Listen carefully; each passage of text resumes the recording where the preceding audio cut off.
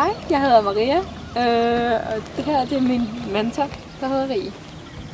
Hej, og jeg hedder Rie, og jeg er mentor for Maria.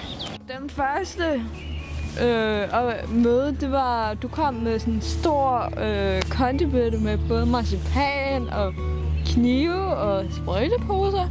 Så sagde du, at vi skulle lave fandangroser. Yes. En god oplevelse, synes jeg, vi har haft sammen, var... Altså først, synes jeg i hvert fald, det var vores første møde. Ja. Hvor vi var begge to nervøse. Og hvordan skulle det gå, og... Ja.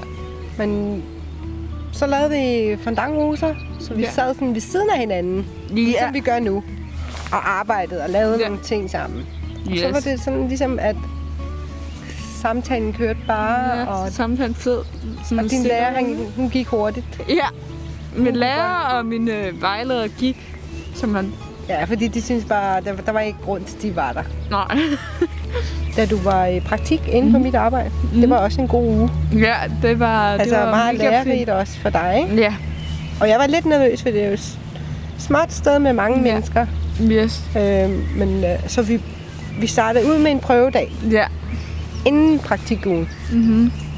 Og der havde du selv en god fornemmelse, at der gik ikke mange timer, så kendte du alle. Ja.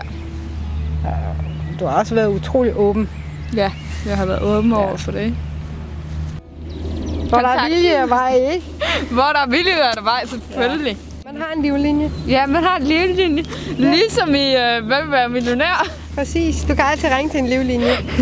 Det er jo art nok også.